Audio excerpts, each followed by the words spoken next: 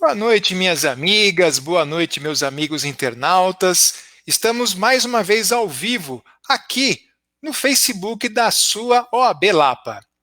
Você pode participar enviando seus comentários através do nosso chat.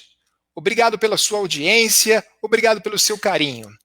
Meu nome é Luiz Rogério Barros, sou o presidente da OAB Subseção da Lapa e o nosso tema de hoje é violência doméstica. E a nossa convidada é a doutora Gabriela Mansur.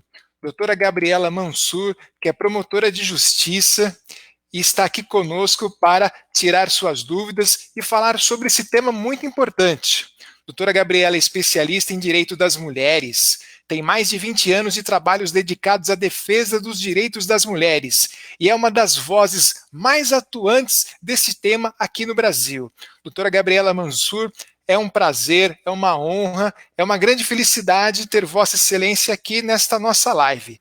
Temos também aqui a presença da doutora Rosângela Devec Nabarro, que é a presidente da Comissão da Mulher Advogada da Subseção da Lapa, e também a doutora Adriana Gomes, que é a nossa secretária adjunta aqui da Subseção da Lapa.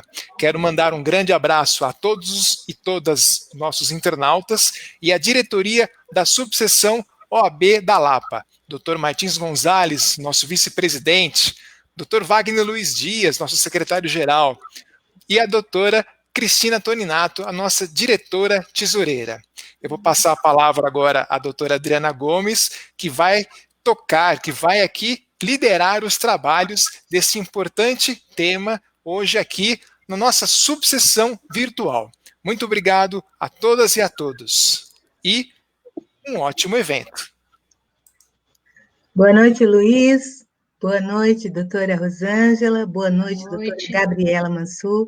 É um prazer enorme tê-la aqui, mas eu quero, desde já, passar a palavra aí para a doutora Rosângela, para que ela possa fazer as considerações iniciais e já vamos ouvi-la. Boa noite a todas e a todos os nossos ouvintes, a nossa diretoria da OAB Lapa. Eu agradeço imensamente por mais essa oportunidade, na pessoa do Dr. Luiz Rogério e da doutora Adriana, e agradeço do fundo do meu coração a doutora Gabriela Mansur, que aceitou o meu convite, podendo nos ajudar aqui a participar dessa live, que tem um tema extremamente importante, que tem se agravado muito por questão da pandemia.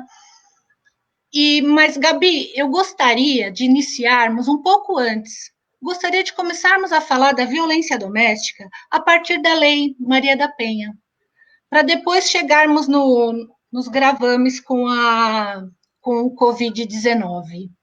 Tá, vamos lá. Primeiro eu quero agradecer o convite, cumprimentar a todas as pessoas que estão nos assistindo, a cumprimentar o doutor Luiz, a cumprimentá-la, a Rosângela, a doutora Adriana também, é um prazer estar aqui, tenho muito carinho pelos advogados, advogadas de todo o Brasil. Antes de ser promotora de justiça, advoguei por 6 anos e posso dizer que foi na advocacia que eu aprendi muita coisa. Aprendi a ser combativa, aprendi a não me conformar com aquilo que eu não acho justo e aí atrás dos direitos das pessoas que nós representamos. E tenho como minha maior inspiração minha mãe, que é advogada aí há muito tempo, foi com ela que eu comecei a dar meus primeiros passos nos fóruns, nos escritórios de advocacia, principalmente lutando pelo direito das mulheres. À época ela era advogada, ainda é advogada de família, eu já percebia uma necessidade de uma atuação um pouco mais eficaz na parte criminal no que diz respeito à violência contra a mulher. E aí, pegando o seu gancho, na época, nós não tínhamos a Lei Maria da Penha. E eu, quando atuava nesses processos de família, várias vezes eu me deparava com agressões físicas, psicológicas, agressões morais, materiais, muito abuso sexual também, e nós não tínhamos uma voz, nós não tínhamos uma legislação tão eficaz para combater essa violência contra a mulher e retirar essa sensação de impunidade que as vítimas ainda acabam sentindo quando são agredidas e violadas nos seus direitos. E foi com a Lei Maria da Penha Eu já era promotora quando adveio a Lei Maria da Penha, eu percebi a grande diferença, o antes e o depois da Lei Maria da Penha. Mas não podemos dizer que, embora a lei seja nova no nosso sistema jurídico, o crime de violência contra a mulher não é novo. A violência contra a mulher é algo que historicamente já existia e que vem tomando outros contornos que a base é a mesma, que é a relação de poder, é o patriarcado, são questões culturais, mas nós podemos dizer que hoje em dia ela é tratada de uma forma diferente. Não vamos comemorar, porque não se comemora nenhum tipo de combate a crime, mas podemos comemorar que hoje nós temos muito mais luz jogada sobre a questão da mulher no nosso sistema jurídico, no nosso sistema econômico e também para que as mulheres consigam exercer todos os direitos que estão previstos na Constituição, sem nenhum tipo de preconceito e discriminação. Somos iguais, homens e mulheres, materialmente falando, ou aquela palavra, todos são iguais, perante a lei, todas as pessoas têm o mesmo direito, é algo formal. E aí eu deixo essa pergunta para vocês.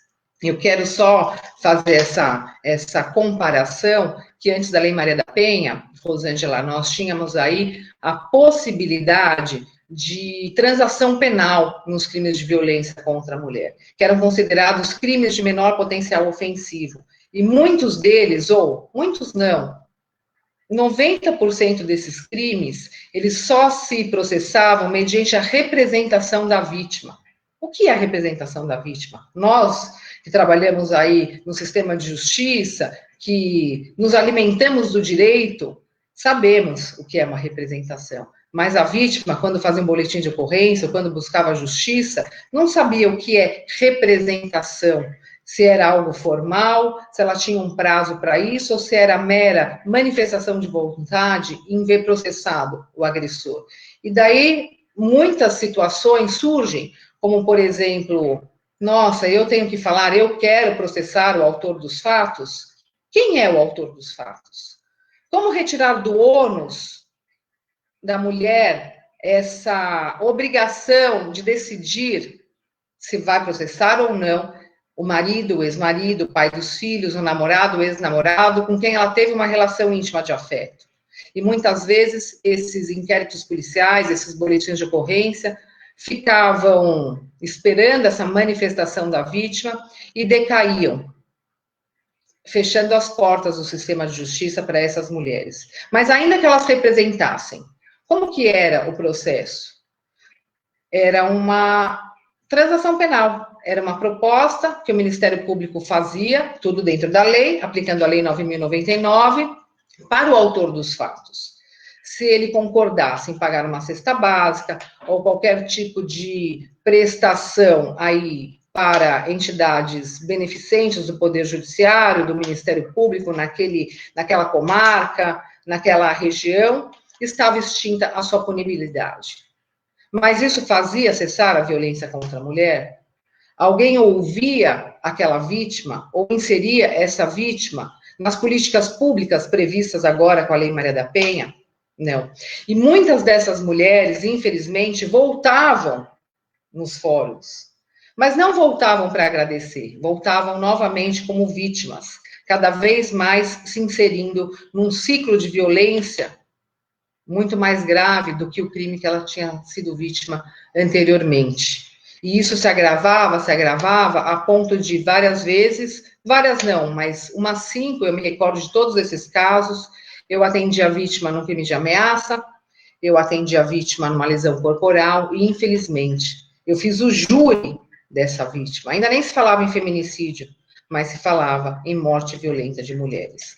Então, a Lei Maria da Penha, ela veio para proteção dos direitos das mulheres, ainda que tenha sido uma obrigação internacional assumida pelo Brasil, porque o caso da Maria da Penha foi levado para as cortes internacionais e foi obrigado o Brasil a ter uma legislação mais eficaz e mais rígida para o combate à violência contra a mulher, foi um ganho para todas as mulheres brasileiras e para os homens também, porque nem todos os homens são agressores e nem todas as mulheres são vítimas. Mas conhecemos muito mais mulheres vítimas do que homens agressores. E envergonha o fato de o Brasil ser o 5º país do mundo com maior índice de violência contra a mulher. Então, eu queria fazer essa introdução para dizer que se nós temos um ponto de partida para falar de algo positivo no combate à violência contra a mulher, esse ponto de partida é a Lei Maria da Penha.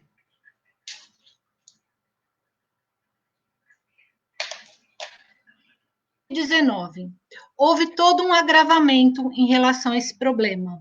Rosângela, deixa eu só te interromper. Você começou a falar, acho que estava sem som, e eu não ouvi o começo, só para não perder.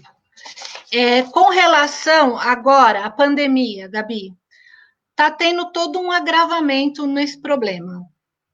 Como que nós podemos orientar as vítimas agora, nesse momento, com relação a essa questão do isolamento? Como que elas podem procurar ajuda? Quais as formas hoje mais eficazes para conseguir essa ajuda? Eu quero responder a sua pergunta fazendo uma pequena introdução também, para que a gente não subestime a violência contra a mulher. Ao passo que a quarentena ela não é causa da violência contra a mulher. Antes da pandemia, inclusive no começo do ano, os índices já estavam altos de números de mulheres agredidas em todos os seus direitos, em todas as suas liberdades. Esses números já estavam nos preocupando bastante. E isso demonstra, não sabemos se uma crescente da violência contra a mulher ou do aumento de denúncias, mas em alguns momentos eu posso dizer que houve sim uma crescente da violência contra a mulher, antes da pandemia. E qual é o local que essas mulheres mais sofrem violência? Onde deveria ser o porto seguro, o local onde a mulher chega do trabalho, ou vai ficar com os filhos, ou tem a liberdade dela e a segurança dela, infelizmente, é o local onde ela mais sofre violência. É o local onde ela é desafiada e ela é violentada nos seus direitos e na sua dignidade. Consequentemente, na quarentena, com o isolamento, com o fique em casa, essas mulheres estão sujeitas a mais situações de violência doméstica, porque estão sob o controle do agressor, estão sob vigilância, muitas vezes sem ter para quem pedir ajuda ou como pedir ajuda, com os filhos, com uma dupla ou tripla jornada de trabalho, porque em que pese aí a divisão de tarefas domésticas, há uma maior carga para as mulheres em cuidado com os filhos e cuidado com a casa, isso histórico e culturalmente situações confirmadas, inclusive a gente vê depoimentos dessas mulheres que estão sofrendo a violência, que uma das maiores causas são esses conflitos familiares entre divisão de tarefas domésticas, cuidado com os filhos e controle da mulher. Com quem você está falando no celular? Por que você está fazendo isso agora e não está fazendo aquilo? Por que você está se vestindo dessa forma se você não vai sair de casa? É como se a mulher não tivesse direito a ser aquilo que ela quer ser e que ela já era, na verdade. E muitas se veem em relacionamentos abusivos que antes não percebiam, porque estão em contato com esses homens, sem ter para onde ir, sem ter uma rotina fora de casa, onde muitas vezes elas iam trabalhar ou teriam contato com outras pessoas. Então, essas mulheres, infelizmente, estão sofrendo mais violência, não porque a quarentena seja a causa, mas é um fator, sim, nós podemos afirmar, sem sombra de dúvidas, que trouxe mais violência doméstica para as mulheres e para as crianças também. Como a mulher faz numa situação como essa? E eu, Rosângela e Adriana, me preocupei, eu queria que vocês retirassem os doutoras, somos colegas e vamos prezar aí pela informalidade do nosso coleguismo e profissões que dispensam aí esse tratamento quando estamos fora das nossas atividades rotineiras, numa sala de audiência, etc. E minha promotoria está sempre aberta. Minha promotoria não, onde exerço minhas funções, está sempre aberta para receber os advogados e as advogadas e as vítimas também, ou quem quiser falar comigo. Me surgiu essa preocupação quando começou a quarentena. Como que essas mulheres vão fazer para pedir ajuda se elas não podem sair de casa? E muitas delas têm que ir até a delegacia da mulher para denunciar. Ou elas têm que ir até a Casa da Mulher Brasileira para fazer uma denúncia. Ou elas precisam ir, muitas vezes, até o Ministério Público, que está fisicamente fechado, mas não virtualmente. Aliás, eu já quero fazer esse gancho para falar que o Ministério Público, o Poder Judiciário, Defensoria Pública, continuam trabalhando da mesma forma em trabalho remoto. Os processos não param de chegar, nós estamos trabalhando muito mais do que antes e tentando prestar o melhor serviço de justiça para a sociedade brasileira. As delegacias da mulher e as delegacias de outros crimes também continuam abertas, não fecharam. A Casa da Mulher Brasileira está 24 horas por dia aberta, onde tem uma delegacia da mulher, que é a primeira DDM, tem o Ministério Público, a Defensoria Pública e o Poder Judiciário. Além disso, tem toda a equipe multidisciplinar para atender a mulher que vai lá para denunciar e para pedir ajuda. Mas me preocupou, porque é um inimigo que nós não conhecemos muito bem ainda, a situação do coronavírus.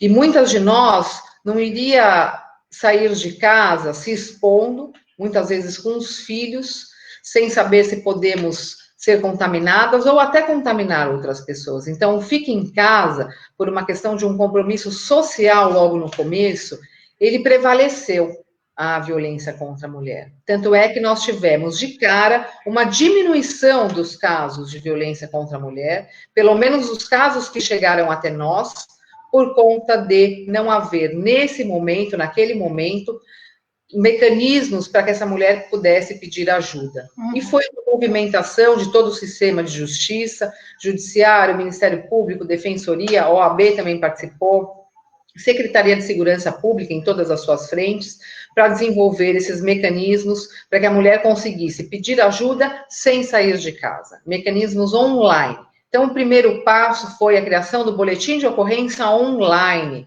para que essas mulheres, isso foi um avanço, para que essas mulheres pudessem denunciar sem sair de casa. Antigamente, o boletim de ocorrência online para a violência contra a mulher, ele não estava disponível, já havia um projeto para colocar isso em andamento, mas com a pandemia isso foi acelerado e o secretário de Segurança Pública já colocou à disposição das mulheres, logo no meados de março, a possibilidade de fazer os boletins de ocorrência online nos casos de violência contra a mulher, exceto nos casos de estupro, porque aí há uma necessidade de uma verificação melhor e presencial dos fatos. O segundo ponto foi colocar a serviço da população todos os e-mails institucionais e a forma de como essa mulher pode entrar em contato com o Ministério Público e Judiciário sem sair de casa. Então, tem aplicativos e projetos do Tribunal de Justiça de São Paulo, como Carta de Mulher, que essas mulheres conseguem pelo site pedir ajuda. No Ministério Público, todos os endereços institucionais, os e-mails das promotorias, que vem diretamente para nós, promotores, estamos recebendo várias demandas pelos e-mails, e também a Casa da Mulher Brasileira, que embora antes da pandemia exigisse a presença física da mulher lá, agora também já arregimentou para que essas mulheres consigam pedir ajuda pela Defensoria Pública, sem que elas tenham que ir até lá. Se for até lá, melhor. E aí vários contatos, por exemplo, com 99, com Uber, com Lady Drive, que são os aplicativos de transportes gratuitos para essas mulheres, saindo das suas casas e indo até esses equipamentos necessários para que ela consiga sair da violência.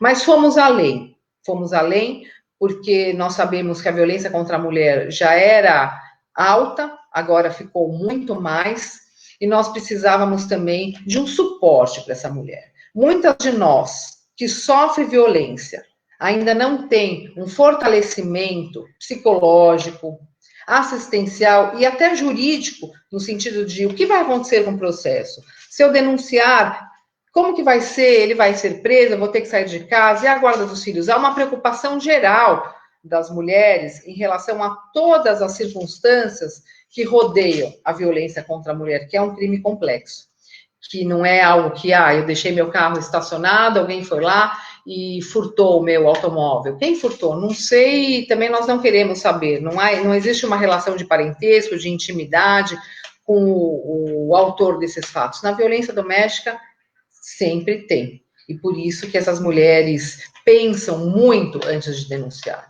Então, nós criamos aí e isso é extra-institucional, não é do Ministério Público, mas são projetos que foram desenvolvidos pela sociedade brasileira, pelo terceiro setor, com união de ONGs, união de esforços e participação da sociedade brasileira. E surgiu o Justiceiras, que eu idealizei, eu tive essa ideia, já unindo algumas coisas que eu guardava no coração e na cabeça, para colocar aí em prática, e o Justiceiras nada mais é do que os primeiros socorros para essa vítima, que está em casa sofrendo violência e não quer, ou não consegue, ou não tem coragem, ou não tem meios para sair e fazer uma denúncia. Ou mesmo para denunciar pelos boletins de ocorrência online. E o Justiceiras colocou à disposição dessas mulheres um número de WhatsApp, em que elas mandam qualquer mensagem para lá, elas automaticamente recebem um link, e com esse link elas preenchem rapidamente e encaminham. Ele já chega numa bancada em que tem 4 gestoras que fazem a distribuição desses casos para a frente multidisciplinar, que nós chamamos. São mulheres da sociedade brasileira que voluntariamente se inscreveram nesse projeto, e em menos de 24 horas nós tivemos 300 voluntárias inscritas. Hoje nós contamos com 1.500 voluntárias em todo o Brasil. Nós já atendemos mulheres de todos os estados e do Distrito Federal, já salvamos muitas, com simples informações, orientações, apoio e articulações com o poder público, com o sistema de justiça, para que esse caso seja recebido de uma forma urgente, com rapidez e eficácia, nos caminhos certos, para que essa mulher seja rapidamente atendida e fortalecida. Então, o atendimento psicológico é muito importante, o socioassistencial, para saber quais são as políticas públicas à disposição daquela mulher naquele local em que ela sofreu o crime, e também como encaminhar para o Ministério Público, se for necessário, ou fazer, aí sim, auxiliando essa mulher a fazer o boletim de ocorrência online. E nós estamos aí com mais de 500 vítimas, felizmente, porque nós mostramos que dá para fazer algo se reinventando nessa fase de quarentena, mas infelizmente porque o índice é muito alto. Muito alto.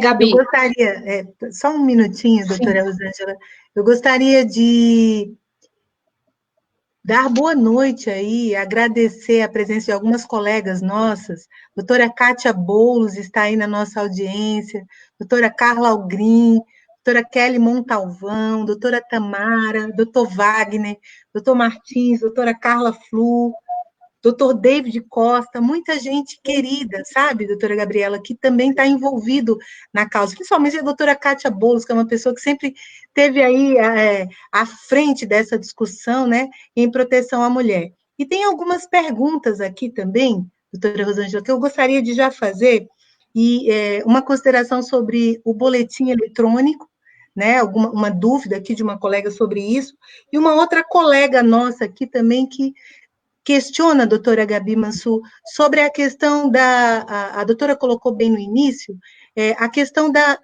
de quando a protetiva é utilizada de uma forma equivocada, quando não há o crime, se existe algum mecanismo, dentre esses tantos que foram apontados aí, para coibir a falsa comunicação do crime. Eu sei que o índice é menor, mas existem algumas colegas preocupadas com essa questão. Bom, primeiramente eu quero cumprimentar, antes de responder, a doutora Kátia Boulos.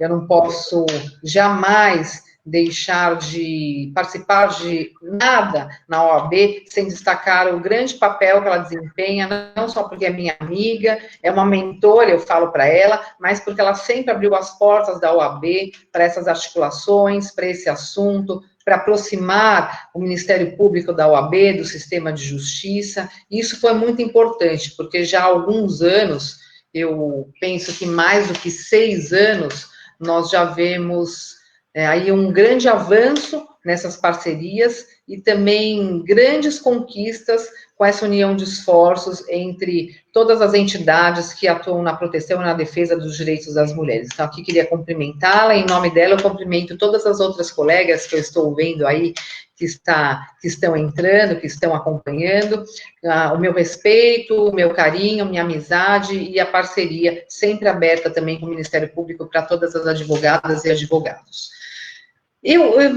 Essa questão, Adriana, eu como defensora dos direitos das mulheres, não quero afirmar que não existe nenhum caso em que possa haver um abuso da medida protetiva, mas eu sempre ressalvo que muito pouco.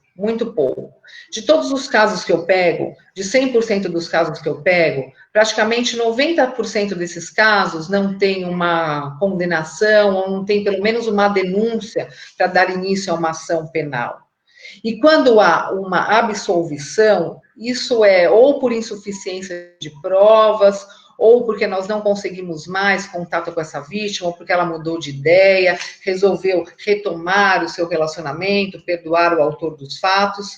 Não que isso apague o crime, mas isso dificulta um pouco na produção da prova e a gente não consegue condenar sem que haja uma prova.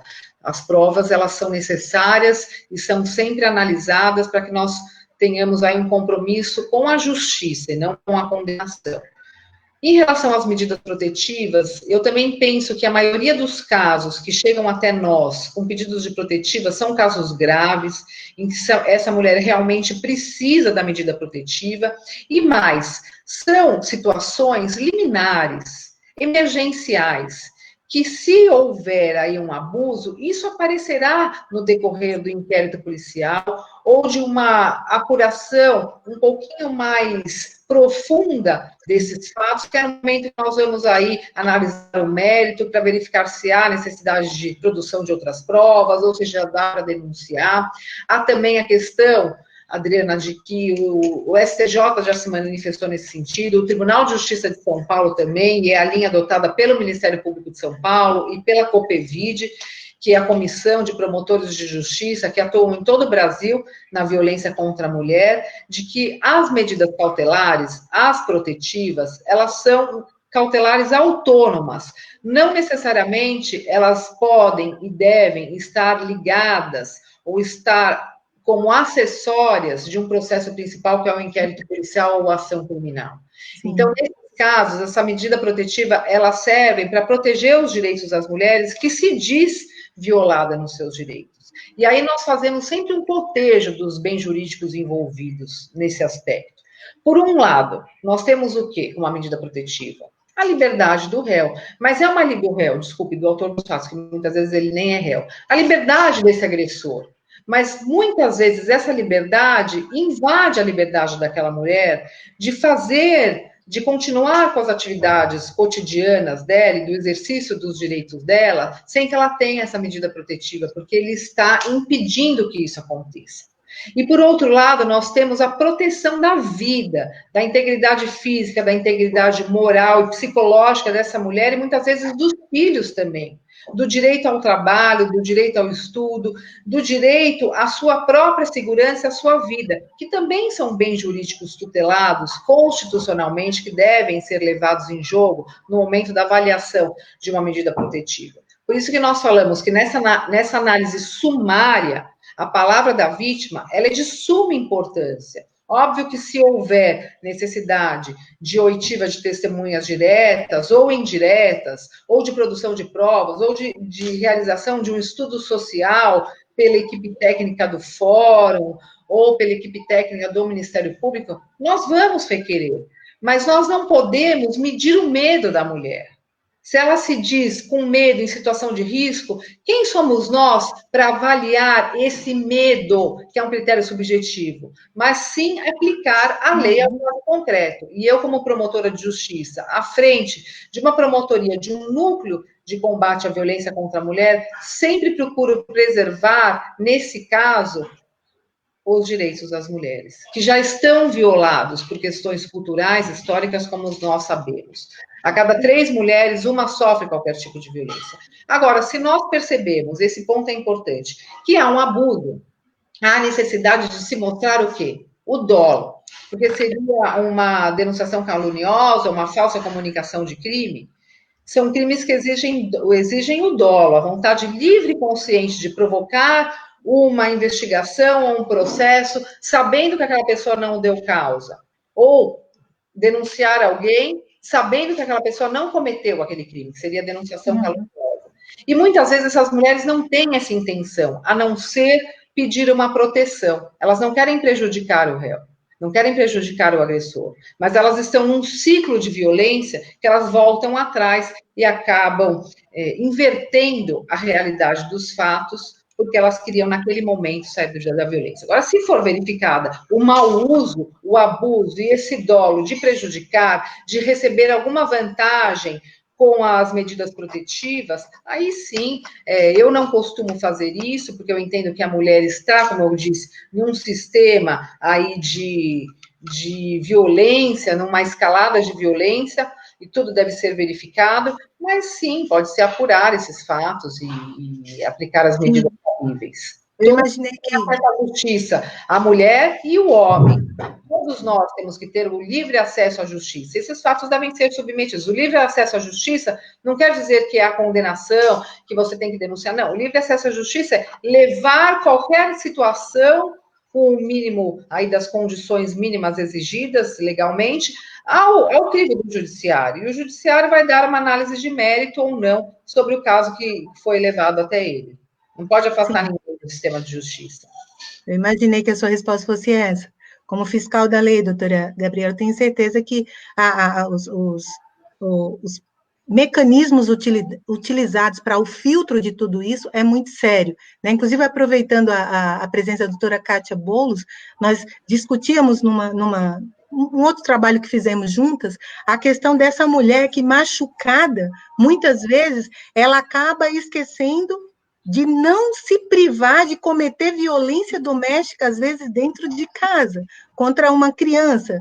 Por exemplo, no sentido da Lei 3.431, de 2017, que nós vemos que a violência psicológica, ela, às vezes, é cometida pela própria mulher, machucada contra a filha, contra o filho, contra a criança que dentro de casa fica nesse ambiente todo, né, de muita dor, de muita dificuldade, e acaba sofrendo aí a questão da violência psicológica também. Gostaria que a senhora considerasse, em alguns minutos, essa situação, se isso chega ao seu conhecimento, se, enfim.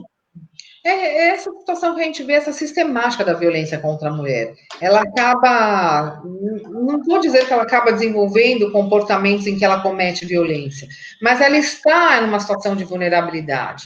E a violência psicológica, ela aniquila a alma da mulher e a essência da mulher. Ela não se reconhece mais como mulher. Porque são atos do cotidiano, do dia a dia, que vão aos poucos matando essa mulher. Não tem nenhuma violência física, ela não tem nenhuma marca no corpo, mas ela não consegue mais reagir, ela não consegue mais buscar seus direitos e se encontrar naquele mundo como titular de direitos e com poder de autodeterminação. Então, a violência psicológica ela é muito grave, porque ela é silenciosa, ela não deixa marcas, e ela é uma linha tênue entre o crime e só uma violência. Porque a Lei Maria da Penha, ela traz as formas de violência, mas nem sempre existe um crime próprio correspondente a essa violência. Eu enquadro a violência psicológica na lesão à saúde da mulher, artigo 129, parágrafo 9º, porque que é o artigo da lesão corporal, né, mais conhecido aí por todas nós. Esse artigo, ele diz o seguinte: ofender a integridade física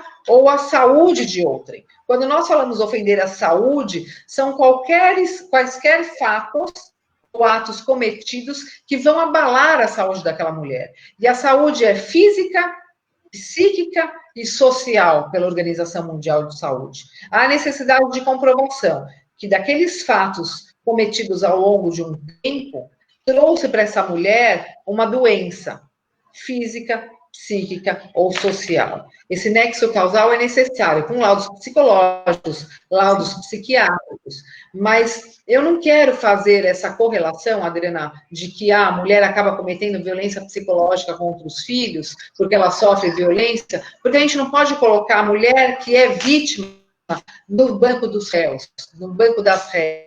Entendo. Nós temos vitimismo, mas adequar o caso concreto àquela toda a situação, porque senão nós vamos sempre culpar a mulher pelo problema com os filhos, pelo e a violência contra a mulher, ela não se justifica, e nós não podemos culpabilizar a mulher por situações se ela é vítima. Se ela é vítima, outro dia me falaram, mas você defende toda mulher? Então não tem a mulher que causou um dano a mulher que cometeu um crime, a mulher que... Eu estou falando da mulher em situação de violência doméstica, estou falando da mulher em situação de vulnerabilidade, a mulher que foi vítima de um abuso sexual, que às vezes nem está numa relação doméstica, mas está numa relação de trabalho, ou está aí numa situação, como o caso do João de Deus, que eu acabei atendendo, muitas dessas vítimas, fui a primeira promotora que teve contato com o caso, e essas mulheres estavam em situações extremas de vulnerabilidade, embora ninguém percebesse.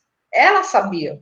E nós, para aplicar a lei, fazemos uma análise dos fatos e de todos os aspectos objetivos e subjetivos que envolvem essa questão. Então, eu só não quero fazer essa correlação de que a mulher que é vítima de violência pode cometer violência com os filhos. O que eu entendo é o seguinte: meninas e meninos que se desenvolvem em lares violentos têm consequências de personalidade por conta disso. 67% dos homens agressores vieram de lares em que eles conviveram com a violência contra a mulher. A psicológica, a física, a moral, a sexual, a patrimonial. Nós percebemos isso. E essas meninas, elas podem desenvolver comportamentos mais violentos, mas a mulher violenta é diferente do homem violento, porque tem aí o aspecto da masculinidade tóxica, da força física, do homem ser um machão e ir lá e quebra tudo, bato, etc., que muitas mulheres não têm esse estereótipo e essa criação, mas essas mulheres, elas crescem com baixa autoestima. E o que isso significa? Que elas têm mais propensão a serem vítimas de relacionamentos abusivos. Não porque elas escolhem mal, essa tem dedo podre, ela sempre está lá, não é. Porque elas estão num relacionamento, e se ele começa a ser abusivo, ela não percebe, porque o padrão dela é diferente. A nossa exatamente. Dela é outra. Então, ela vai aceitando micromachismos, ela vai aceitando pequenas abusividades, sem se dar conta daquele relacionamento, porque é o padrão que ela tem comportamental de relacionamento para ela. E quando ela se vê, ela já está numa situação de extrema violência, extrema abusividade, correndo, inclusive, risco de vida. Então, há um prejuízo direto da violência contra a mulher para os filhos e filhas que crescem nesse ambiente extremamente nocivo para eles e para as pessoas com quem eles vão conviver. Por isso que o problema ele tem que ser combatido na raiz. Na raiz. Meninos e meninas com direitos iguais, tentando cada vez mais deixar que o machismo entre nos lares e tome conta da situação, explicando, pontuando, não permitindo, criando homens e mulheres com direitos iguais, na criação com filhos e filhas, debater esse assunto na escola, não estou falando de ideologia de gênero, para nós não entrarmos num debate um pouco mais polêmico, mas estou falando, sim, de direitos das mulheres, da conquista dos direitos das mulheres, da evolução dos direitos das mulheres. Isso deve ser debatido e respeitado, porque isso também é uma questão de saúde pública. Sim. No ano passado, nós tivemos 16 mulheres, meninas e mulheres, vítimas de violência no Brasil. Também é uma pandemia. Também é uma situação que deve ter investimento de políticas públicas, investimento financeiro do poder público no combate e na prevenção dessa violência. Mas por que as pessoas fecham os olhos? Porque é normal. Há uma naturalização da violência contra a mulher. Isso é muito prejudicial para todos e todas nós. Sim. Eu costumo falar que, nesse caso, Gabi, nós temos uma outra pandemia, né? Um outro vírus, que, no caso, é o machismo, que surgiu trazendo toda essa questão na nossa sociedade. E eu queria aproveitar um pouquinho, já que você comentou do ciclo da violência, o que acontece? Quando as mulheres vítimas de violência, elas nos procuram, geralmente elas já estão, assim, bem desgastadas emocionalmente.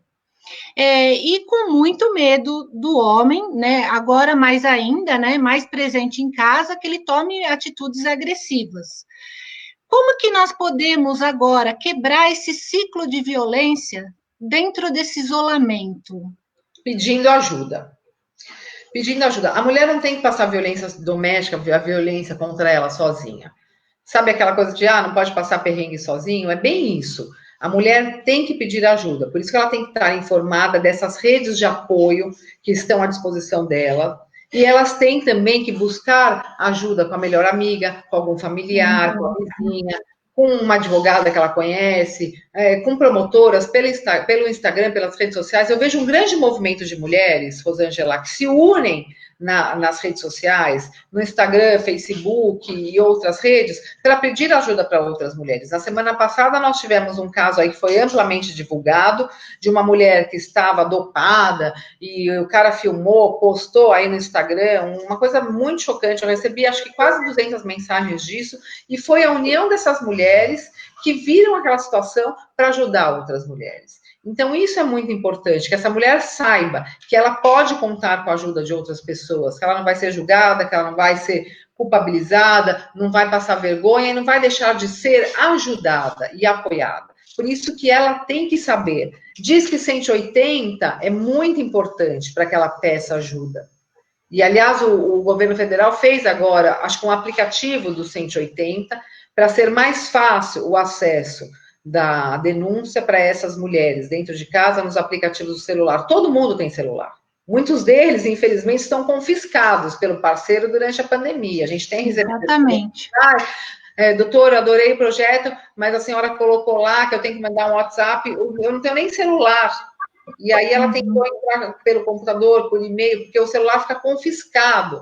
As mensagens todas são lidas por esses homens. Então, assim, a gente tenta descobrir qual que é a melhor forma, mas não existe também um milagre. A gente tem que dar um jeito dessa mulher conseguir acessar o celular, o computador, ou quando ela sai de casa, alguns lugares chaves em que ela pode ir e falar, estou sofrendo violência, farmácias, supermercados, etc.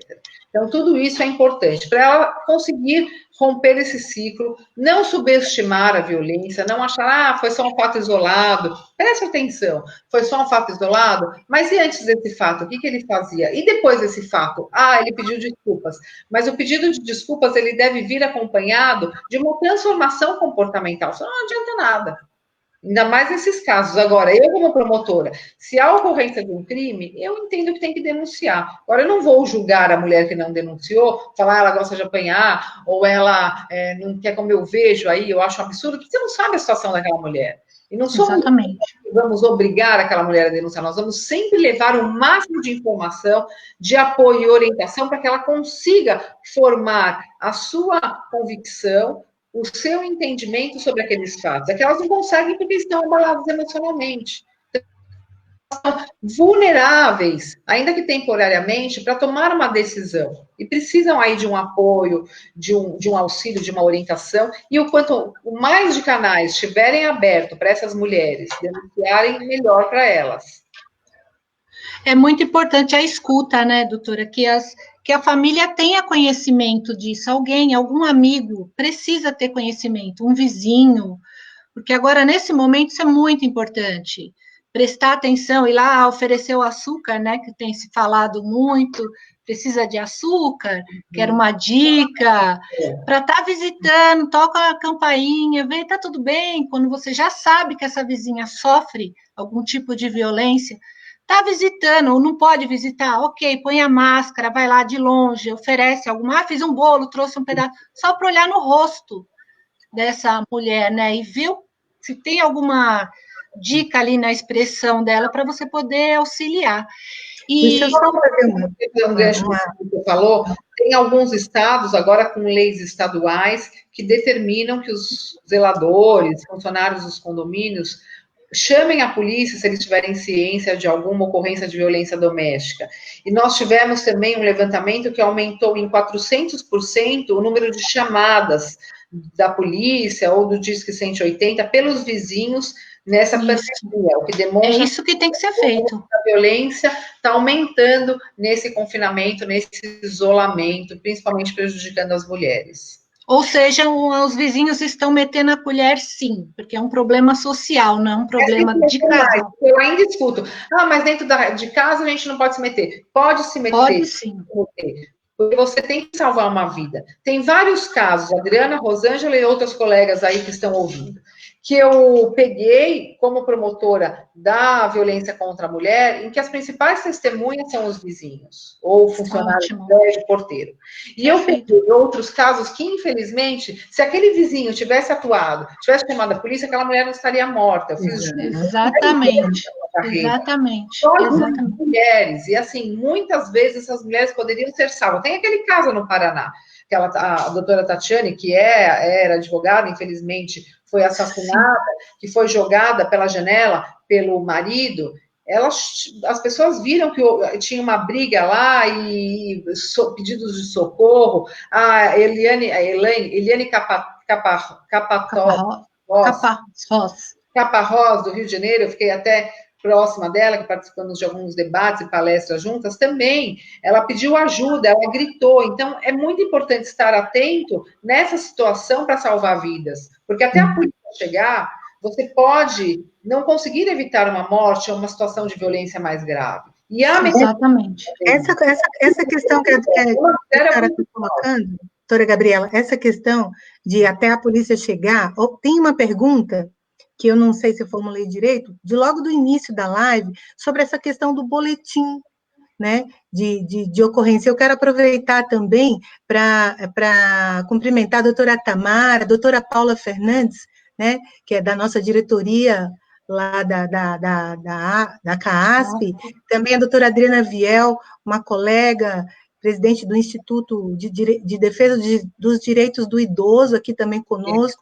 Muita gente bacana, não consigo nominar, mas essa questão do boletim, desse boletim digital, como é que está funcionando, como é que isso está acontecendo na prática? Bom, no site da Secretaria de Segurança Pública, no campo de realização do boletim de ocorrência, tem lá, você clica, boletim de ocorrência, violência doméstica, você clica e vai seguindo passo a passo. Inclusive, lá você já pode até fazer o pedido de medida protetiva. Isso vai para a delegacia, é validado e encaminhado para as delegacias competentes e, se o caso, também para o Ministério Público. Então, isso está ocorrendo com um fluxo muito bom e muito eficiente. No Rio de Janeiro, por exemplo, onde já tinha o boletim de ocorrência online antes da pandemia, a violência aumentou logo de cara. 50% do aumento de boletins de ocorrência por conta da violência contra a mulher na pandemia. E outros lugares também que já existia o boletim de ocorrência online, houve um aumento. Onde não existia, houve a diminuição. Não que a violência tenha diminuído, infelizmente, mas aumentou a subnotificação e aumentou aí deixa para lá. É melhor ficar em casa do que sair da violência. Só que essa mulher está cada vez sofrendo mais, porque nós temos aí isso, todos e todas estamos sujeitos a essa pressão psicológica do coronavírus, essa insegurança jurídica, essa crise política, essa crise econômica, muitas mulheres perdendo emprego, muitas mulheres que ainda viviam na informalidade, as mulheres trabalham ainda mais na informalidade do que os homens, no turismo, ou bico, manicure, a doméstica, e por aí vai, acabaram perdendo seus empregos, por questões óbvias, não é por maldade de ninguém, isso é uma consequência que ninguém tem culpa, mas são consequências reais, e as primeiras prejudicadas são as mulheres. Então, e até as advogadas, né? Sim, as advogadas. Aquele projeto que ela vai afetar todo mundo. Então, existe aí um sentimento de preocupação, de tristeza com o que está acontecendo no mundo, de insegurança, e tudo isso gera nervosismo, frustrações, e cada um vai revelar sua personalidade de acordo aí com seus valores. Com os seus valores familiares, de relação de poder, de respeito aos direitos alheios, e aí que a gente fala que as máscaras estão caindo. Tem uma pergunta aqui muito interessante, doutora Dani Dias, ela coloca assim: o vizinho ser omisso ao perceber que está ocorrendo violência próximo dele, na casa ao lado, pode acarretar alguma culpa para ele, algum problema para ele? Não entendi o começo da pergunta. Se o silêncio do vizinho, né, a omissão do vizinho, ao perceber que está ocorrendo a violência doméstica no apartamento do lado, se isso pode acarretar algum problema para ele? Bom, com essa lei aí, que determina que a obrigatoriedade de comunicação, pode até haver algum problema. Só que o crime de omissão, ele precisa também ter um dolo. O dolo de não querer prestar socorro e prejudicar alguém com isso. Então, não é que ele está cometendo um crime, mas acho que é um dever de cidadania. Hoje, no trabalho da escola, ai, mãe, me ajuda, 3 deveres de cidadania. Eu falei, primeiro, votar. E votar bem votado. O segundo direito de cidadania, respeitar os direitos das outras pessoas. E o terceiro é chamar a polícia quando você tiver conhecimento de mulheres sofrendo violência dentro de casa. Ai, mãe, vamos saber que foi você que falou. Não, não é eu que falei, eu te ensinei. E você vai colocar lá. Ai, se não colocar... Mas é um dever de cidadania. Agora, se isso vai configurar um crime ou não, tem que analisar o caso concreto. Pode ser que sim, pode ser que não. Agora, dependendo dessa lei aí, tem que ver o que essa lei está prevendo de sanção administrativa para que isso daí seja, não é crime, porque só pode criar crime mediante lei penal federal e não está em todo o âmbito nacional a criação de um tipo penal se o vizinho ou se alguém se omitir ao não chamar a polícia ou não prestar socorro a essa vítima de violência.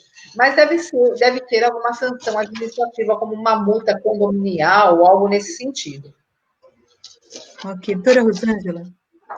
Gabi, você mencionou logo no começo sobre o seu projeto, que é maravilhoso, que eu faço parte com muito orgulho.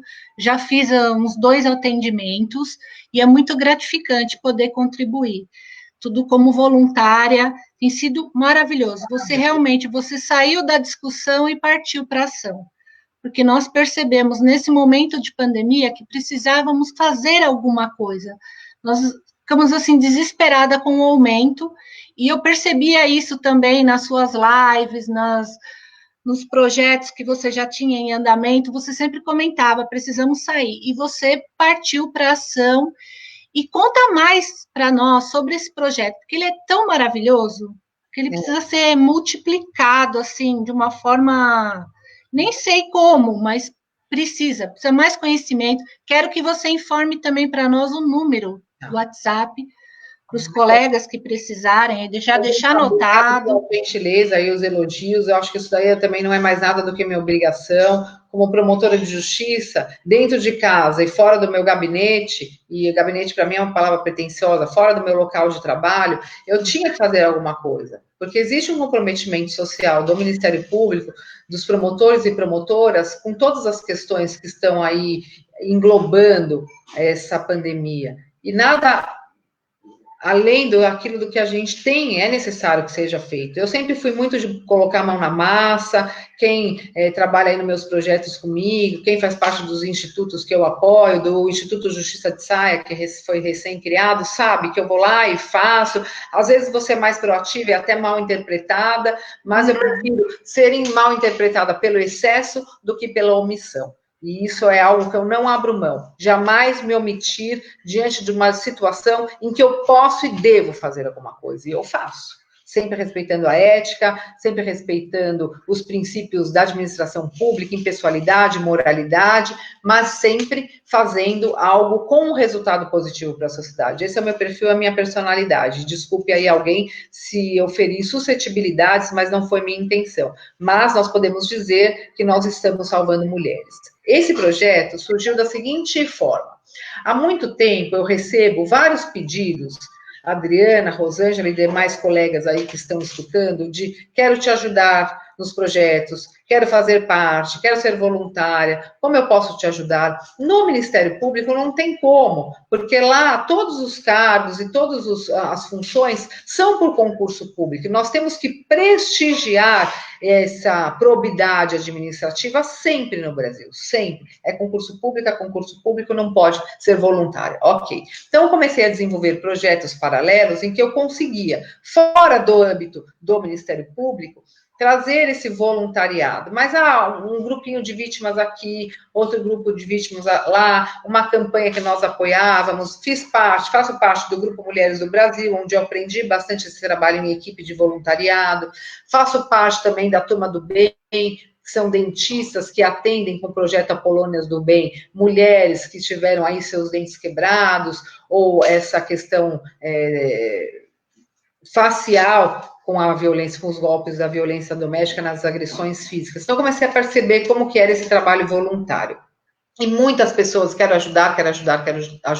Não só técnicas, como mulheres que já passaram por situações de violência, quiseram contribuir com a sua experiência, com a sua superação, conseguindo incentivar outras mulheres a denunciarem e a saber que é possível viver uma vida livre de violência, que existe vida após a violência, tirar aquela mulher do buraco. E eu ficava, por isso que eu falei, isso estava guardado no meu coração e na minha cabeça. Então, eu ficava com isso aqui. Gente, como que eu vou... É um nicho, é um mercado que tem que ser explorado, que ninguém está explorando muito bem. Tem projetos ótimos, mas, assim, pontuais, espalhados. E muita gente também desenvolvendo projetos de violência contra a mulher. É uma causa que criou uma empatia social. É uma causa que uniu outras mulheres. Então, qual foi a minha ideia? Foi unir, de um lado, todo esse voluntariado que se formou querendo trabalhar na violência contra a mulher e, por outro lado, um grande índice de violência contra a mulher, de mulheres pedindo ajuda. E aí eu quis unir as duas coisas, formando num primeiro momento. Eu falei, deixa eu ver se essa mulherada quer ajudar mesmo, porque chega no meu Instagram, chega no meu WhatsApp, no meu e-mail institucional, nas palestras, quero ajudar, aqui está meu contato. Por outro lado, eu recebo também nas redes sociais, nos mesmos canais, muitos pedidos de ajuda, por favor, me ajuda. Estou sofrendo violência, estou sofrendo abuso sexual, estou sofrendo violência psicológica, não sei o que fazer. Então, eu falei, gente, nós temos que unir esses dois nichos que surgiram. Não que surgiram, que já existem, mas que estão se manifestando. E aí eu criei um Google Document, no primeiro momento, para falar, deixa eu ver se nós vamos ter voluntárias para ajudar, porque eu não dou conta de tudo sozinha, eu sempre falo, encaminha para o Ministério Público, ou vamos na delegacia, eu dou aquelas orientações básicas, mas eu também não posso, nem materialmente atuar nos processos, eu nem tenho essa capacidade aí de tempo de vida para fazer tudo isso. Eu tentei, mas é humanamente impossível. Nem se meu dia tivesse 30 horas. E aí eu fiz esse link e divulguei no meu Instagram. Convidei algumas parceiras, que eu não posso deixar de mencionar, que foi a Anne Williams, no Instituto Nelson Williams, que já fez alguns projetos comigo, ela entende muito de gestão de projetos, e eu não entendo nada, só gosto de ir lá, pôr a mão na massa, e fazendo contato com as pessoas, e o João Santos, que já presta presencialmente esse trabalho voluntário com a ONG Bem Querer Mulher.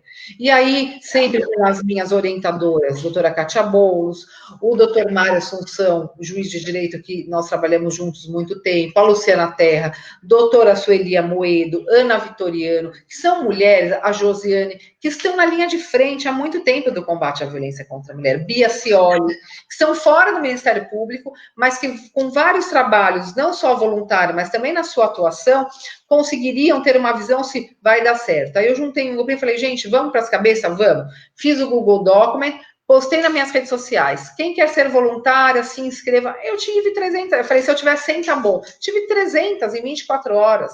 E aí nós precisamos ter uma gestão muito rápida para administrar tudo isso.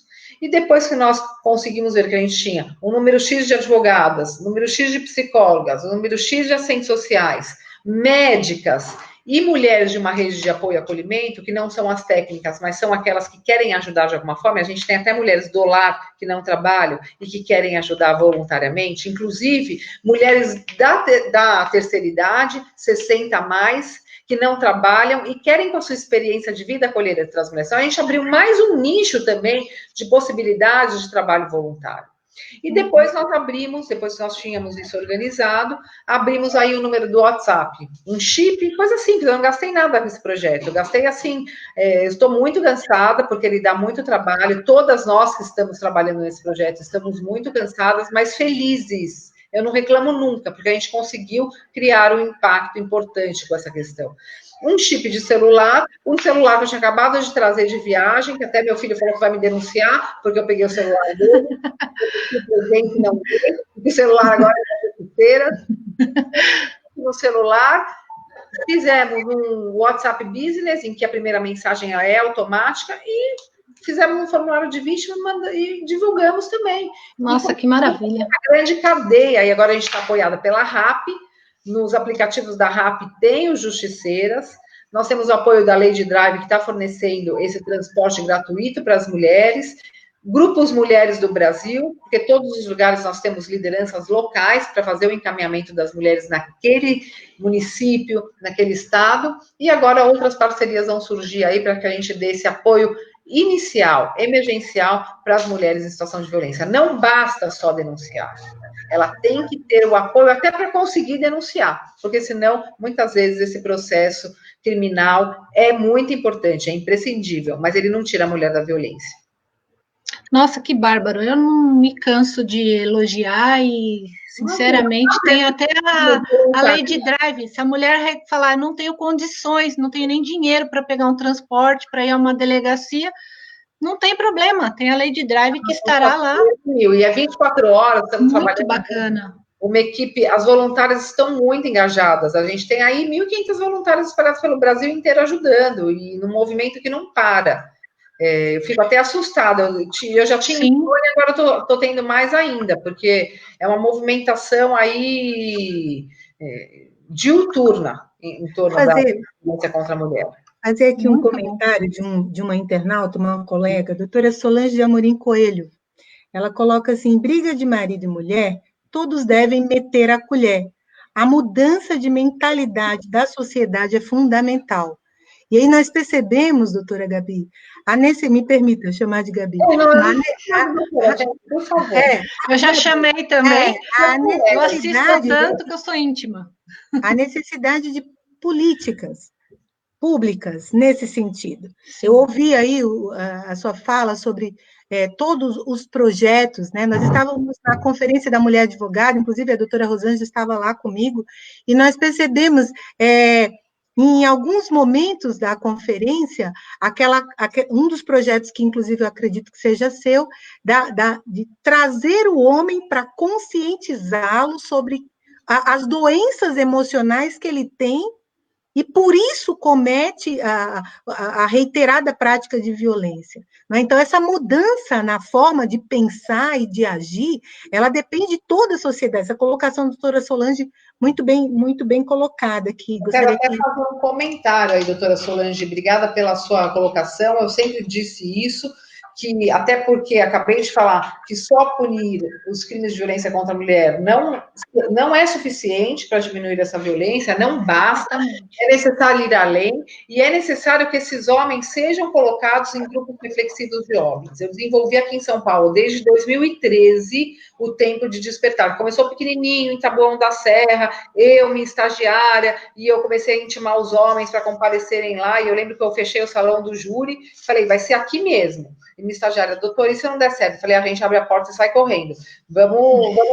Deixa a porta aberta, não toca a porta. Então, claro que eles chegam relutantes, eles chegam indignados, eles chegam agressivos, não fisicamente, mas assim, com palavras, o que eu estou comendo aqui? Aquela mulher me colocou aqui, está atrapalhando a minha vida, meu trabalho, etc. Mas ele tem que sentir na pele tudo que a mulher passa quando ela sofre violência. Ela também falta no trabalho com a delegacia de polícia, ele também acaba com a vida dela, ela também fica indignada, ela também fica triste. Então, ele tem que se colocar no lugar da mulher que sofre violência, não sentindo a dor por ela, não, mas para sentir as consequências daqueles atos. Esse é o primeiro ponto. Segundo ponto, de forma obrigatória, os homens, por conta aí das masculinidades tóxicas, enfim, eles não se cuidam. Eles acham que são autossuficientes em tudo. Então, eles não procuram psicólogo, eles não falam dos dilemas pessoais, de relacionamento.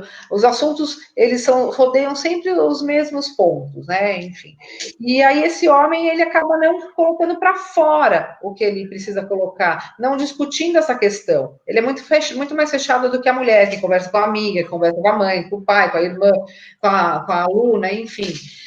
E lá é um espaço para eles discutirem entre eles, sempre coordenados por especialistas. E a partir daí, essa obrigatoriedade faz com que esse homem de fato vá. Então, eu aplicava a medida protetiva, que o rol da lei, no meu entendimento, não é taxativo, ele é exemplificativo, a partir do momento que falei outras medidas que o juiz pode tomar, poder geral de cautela do juiz na proteção das mulheres. Então, o descumprimento gerava já uma consequência para esse homem, não era prisão, porque não tinha ainda o crime de descumprimento de protetivas de desobediência, mas poderia ter a prisão ou qualquer outra consequência mais grave para esse homem, como uma medida aí de um pagamento de multa, ou uma audiência de advertência. E para esse macho que está totalmente imbuído dessa masculinidade tóxica, isso faz uma diferença. Ele se envergonha, cai a máscara, ele que era o cara mais legal do mundo, ela que é louca, não, todo mundo gosta dele, menos ela. Ele começa a mostrar as suas fragilidades, as suas vulnerabilidades. E isso começa a pegar, ele tenta, de alguma forma, ver como que ele pode melhorar. E eu confio nesse projeto. Isso, eu só quero deixar claro que isso não exclui a parte criminal. Sim. É paralelo, é um projeto paralelo ao processo. Tanto que só eu consigo colocar nesses grupos os homens denunciados. Sem o processo, sem o BO, sem a denúncia, esses homens não conseguem chegar ao sistema de justiça e serem obrigados a fazer esse grupo. Então, tem que ter um mínimo de prova para que ele seja encaminhado. E agora, depois de 6 anos, veio a lei que determina, e essa lei foi feita entre outros projetos, mas com base no meu projeto, no Tempo de Despertar, tanto é que eu ofereci várias fundamentações para as deputadas federais da bancada feminina, para senadores, senadora Mara Gabrilli apoiou, deputada federal Soraya Santos apoiou, entre outras que apoiaram esse projeto para a sanção presidencial, que foi recente, foi no dia, se não me engano, 3 de abril, que trouxe exatamente isso. Ele acrescentou na Lei Maria da Penha, como medida protetiva, o encaminhamento obrigatório dos homens agressores para os grupos reflexivos de homens. E as mudanças são excepcionais. Se esses homens frequentam, eles conseguem fazer parte do curso, do programa, com participação ativa, debatendo os assuntos e demonstrando não é milagre, né, gente? Demonstrando uma possibilidade de mudança comportamental, nós temos um resultado efetivo. Uma diminuição da incidência de 65% para 2%. São 73% dos homens que não cometeram mais violência contra a mulher. Ou seja, aquele ciclo da violência foi rompido dos dois lados. Porque quando ela denuncia, ela também se insere num emaranhado de projetos e políticas públicas para ela, de empoderamento econômico, de fortalecimento psicológico, de rodas de conversa, e ele é inserido nesses grupos reflexivos de homens, em que eles curam, inclusive, problemas de álcool, de droga, de desemprego e outros dilemas da vida pessoal. Tem uma colega perguntando, ela é do Distrito Federal, como que ela faz para se voluntariar?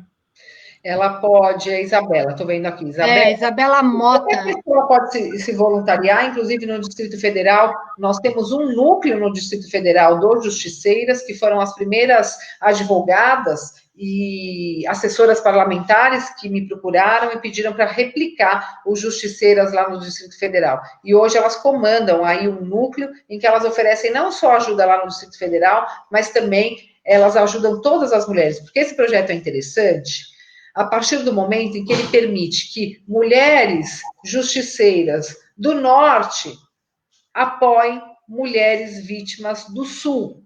Mulheres justiceiras de São Paulo orientem mulheres vítimas do Rio de Janeiro. Então, há uma conexão nacional entre vítimas e voluntárias justiceiras. Então, você, do Distrito Federal, pode fazer parte não só para ajudar as mulheres do DF, mas também para ajudar as mulheres de todo o Brasil. Então, se você quiser depois, Isabela, a Rosângela tem meus contatos, eu passo para ela o link ou o contato de alguma voluntária do Distrito Federal para você entrar em contato com ela e já fazer parte aí desse núcleo. Gabi, agora vamos passar o número do WhatsApp. Vamos.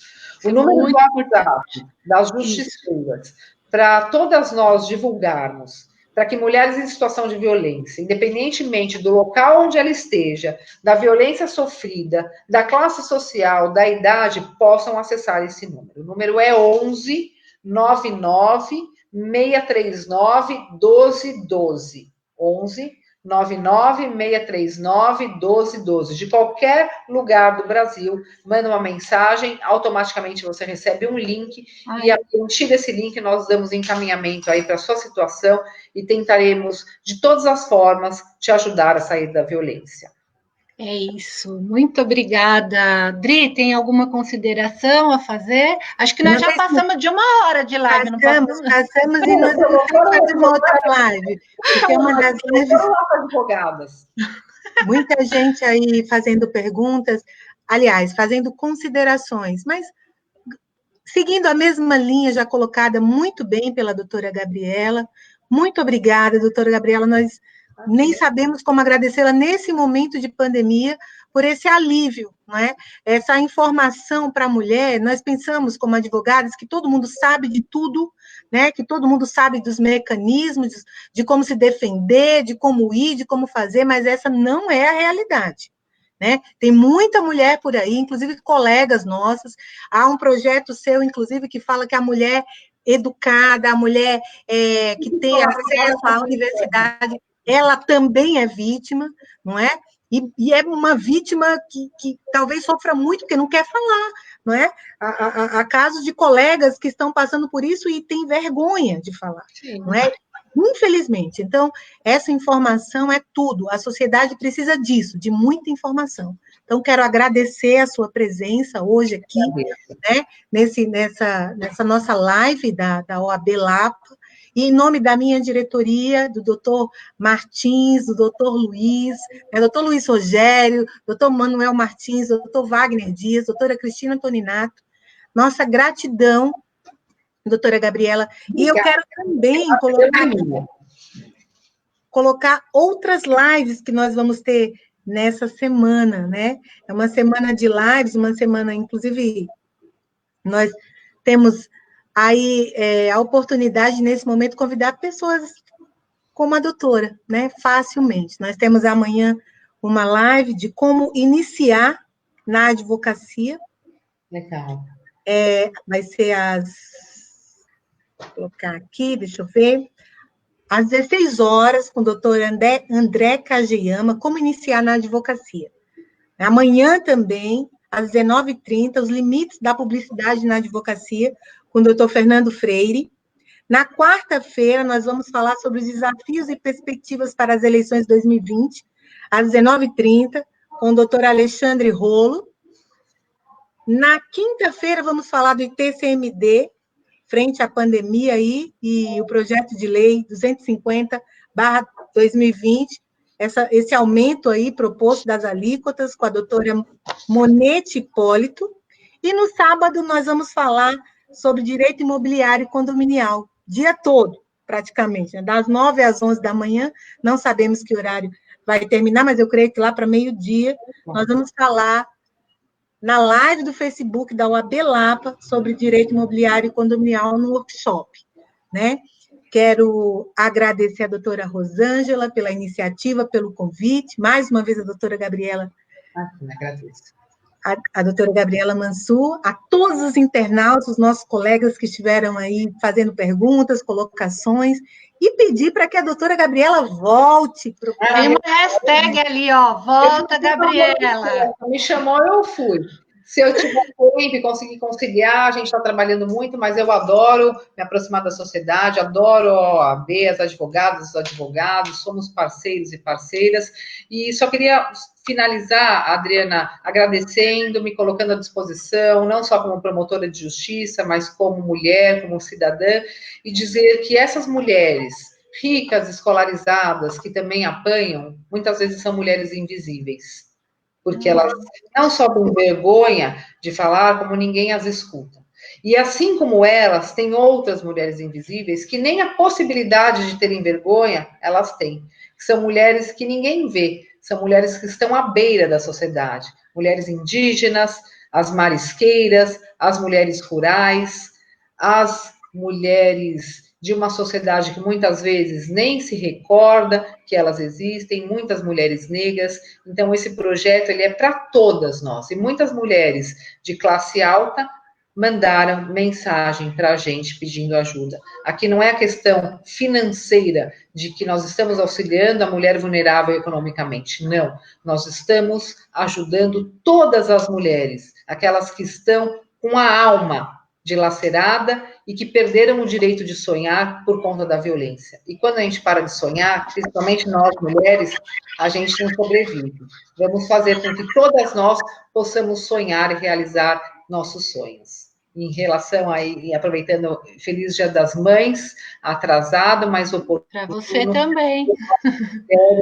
Sempre estamos aí à frente do nosso tempo. Muito obrigada, queridas amigas. Nós que agradecemos.